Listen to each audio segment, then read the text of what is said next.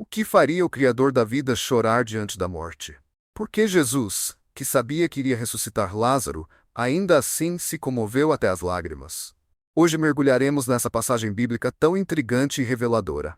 O versículo mais curto das Escrituras, Jesus chorou, se encontra no livro de João, capítulo 11, versículo 35, carrega um oceano de significado sobre a humanidade e a divindade de Cristo. Resumidamente, em João 11, o vento soprava em Betânia, carregando o cheiro da morte e o peso de 4 dias de luto. Lázaro já repousava no túmulo, envolto em faixas de linho há 4 dias, quando Jesus chegou. Maria e Marta, suas amigas mais próximas, caíram aos seus pés com a mesma pergunta: Senhor, se estivesses aqui, meu irmão não teria morrido. E então, diante daquele cenário de dor, Jesus chorou. Mas por quê? O Filho de Deus, que horas depois ordenaria: Lázaro, vem para fora. Dito em João 11:43, derramou lágrimas antes do milagre. Vamos explorar as 16 lições por trás desse derramar de lágrimas, que revelam o coração de Cristo em suas múltiplas dimensões. Vamos meditar. 16. O tempo de Deus. Jesus, após receber o recado que seu amigo Lázaro estava doente, declara que a enfermidade não era para a morte, e sim para a glória de Deus, e ainda ficaria mais 2 dias no local onde estava.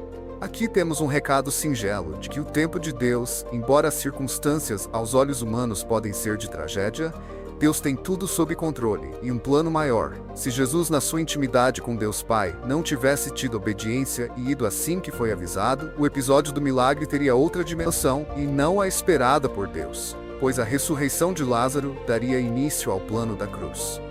Segue uma pergunta retórica. Quantas vezes você já se perguntou se o resultado que obteve em uma situação poderia ter sido melhor ou diferente se tivesse procurado e escutado Deus antes? 15. Solidariedade com a dor humana. Jesus não apenas viu o choro de Maria e dos judeus, ele entrou naquela dor.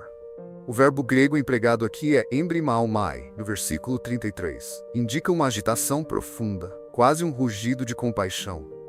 Em Hebreus capítulo 4, diz que temos um sacerdote que pode se compadecer por nós, pois ele foi tentado em tudo, inclusive no luto. Suas lágrimas mostram que Deus não é um espectador distante. Ele se inclina para nossas feridas e põe nossas lágrimas em teu odre. Segue uma pergunta retórica. Quantas vezes você achou que Deus não entende sua dor? Saiba que suas lágrimas estão no frasco dele. 14. O amor que a morte não apaga. As pessoas murmuravam: vede como ele o amava. Mas o amor de Jesus por Lázaro ia além da morte. Em Provérbios 17:17, o amigo ama em todo tempo, e por tempo de angústia nasce o irmão. Jesus chorou porque viu como a morte rouba os relacionamentos, mas seu milagre mostraria que o amor ressuscita. Lázaro era mais que um amigo, um irmão.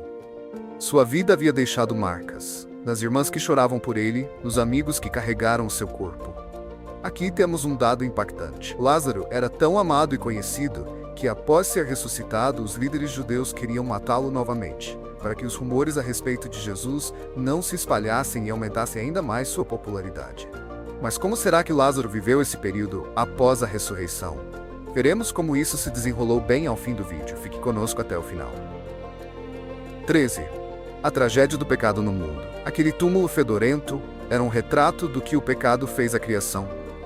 Em Romanos 5:12 explica que a morte entrou no mundo por um homem, e pelo pecado, a morte. Jesus não chorou só por Lázaro.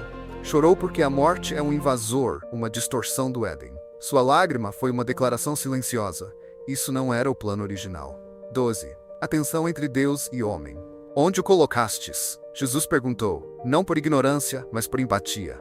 Como homem, ele sentiu a angústia da perda. Como Deus, sabia que em minutos Lázaro estaria vivo. O mesmo Jesus que chorou com forte clamor e lágrimas é o que gritou: Lázaro, vem para fora, com voz de autoridade. Essa tensão entre emoção e onisciência é única nele. Uma reflexão. Jesus podia ter evitado as lágrimas, pois já sabia o que aconteceria, mas preferiu chorar conosco, não por cinismo ou sarcasmo, mas por pura empatia. 11. A dor da incredulidade. Quando Jesus ordenou que removessem a pedra, Marta protestou. Já cheira mal.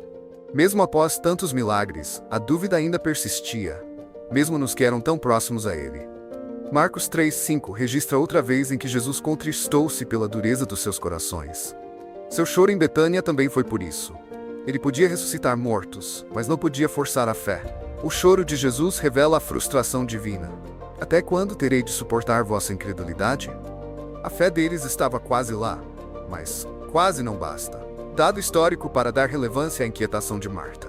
Os judeus do século I acreditavam que a alma permanecia perto do corpo por 3 dias.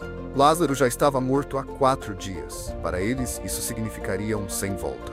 Uma justificativa também para o tópico 16, Jesus ter recebido em seu íntimo a sensação de que não era a hora de ir em socorro de Lázaro, obedecendo o tempo de Deus.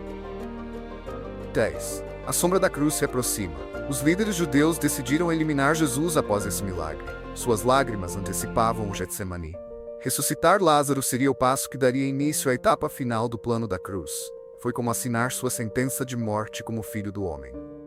Uma ironia divina. O mesmo povo que chorava por Lázaro gritaria "Crucifica-o", semanas depois. 9. O céu interrompido. Lázaro estava no seio de Abraão, em paz perfeita. Trazê-lo de volta foi um ato de misericórdia, mas também um sacrifício, como arrancar alguém de um local de paz para devolvê-lo para um mundo onde seria perseguido. Uma outra ótica para a pergunta, onde o colocastes? É também um convite para refletirmos, o que é a morte para quem crê? 8. O grito de vitória sobre a morte. Eu sou a ressurreição e a vida. Não era um slogan, era um fato. Lázaro voltou à vida temporária. Jesus ressuscitaria para sempre. Suas lágrimas eram a calma antes da vitória, pois estaria se aproximando o momento de se sentar ao lado de Deus Pai. Outro detalhe importante se levando em conta a cultura judaica da época. Lázaro saiu com faixas de morte, porque sua ressurreição era temporária. Quando Jesus ressuscitou, ele não apenas saiu das faixas mortais, ele as dobrou. Isso na tradição judaica antiga, o noivo deixa o aposento arrumado antes da festa, indicando seu compromisso de retorno. Era como um noivo dizer à noiva, voltarei. Era seu recado silencioso. A morte não me prendeu, e eu voltarei para você, para minha noiva, a igreja. 7. A missão em carne e osso. Ao ver Lázaro naquele túmulo, Jesus viu todos os túmulos que seriam redimidos por sua cruz. Pessoas como Marta, Maria, você e eu, que mesmo amados, ainda precisávamos do sacrifício e da vital importância dele. Seu choro foi um sim ao Pai. Eis-me aqui para cumprir tua vontade. 6. O respeito ao luto. Jesus não reprimiu o choro de Maria e Marta. Ele permitiu o tempo de luto, mostrando que a fé não anula a dor, mas a acolhe. Chorar não é falta de fé. Foi o próprio Jesus quem nos ensinou isso. Segue então uma verdade libertadora. Chorar em um velório não é falta de fé em Deus. Jesus e no reino celestial é prova de que você é capaz de amar. 5. A fragilidade da vida. Lázaro morreu jovem. Em Tiago 4,14 lembra que é a vossa vida. Sois um vapor que aparece por um pouco e depois se desvanece. O pranto de Jesus ecoou a brevidade humana e a urgência do seu chamado. A morte é antinatural, mesmo quando esperada. Um dado atual, no século I, a expectativa de vida era de 40 anos. Lázaro pode ter morrido aos 30, o que agravaria o clamor das irmãs pela partida precoce do irmão. 4. Agir na dor, a compaixão que se torna ação. Jesus chorou, mas agiu. Moveu-se em direção ao túmulo, mostrando que a compaixão verdadeira não paralisa, ela transforma. Ou seja, Deus chora com você, mas também age por você. 3. O preço e a angústia pelo amor rejeitado. Alguns da multidão só estavam ali para criticar. Jesus sabia que, mesmo após a ressurreição de Lázaro e a sua, muitos o rejeitariam. Seu choro também foi por esses, os que preferiram as trevas. Um alerta solene, nem mesmo um grande milagre comove um coração endurecido. 2. O tipo de exposição do sofrimento das irmãs. Maria e Marta representam duas formas de lidar com a dor. Marta, mais ativa, correu ao encontro de Jesus. Maria, em um lado mais devocional, caiu aos seus pés. Jesus honrou ambas, mostrando que não há jeito certo de sofrer. Lição: Deus aceita sua dor, seja em silêncio ou em protesto. Seu coração é visto em ampla profundidade. Uma crise da esperança perdida. Se estivesses aqui, de Marta revela o desespero de quem acha que Deus chegou tarde. Mas Jesus provou que seu tempo é perfeito. Nunca é tarde para um milagre. Pergunta: quantas vezes você achou que Deus perdeu o horário? E como prometido no tópico 14, um bônus de informação para você que ficou até o fim, a respeito da continuidade da vida de Lázaro. As Escrituras não mencionam a segunda morte de Lázaro. Depois de João 12, onde ele aparece vivendo normalmente, até sendo alvo de um plano de morte pelos líderes judeus, ele desaparece do registro bíblico. A tradição sugere que ele morreu anos depois.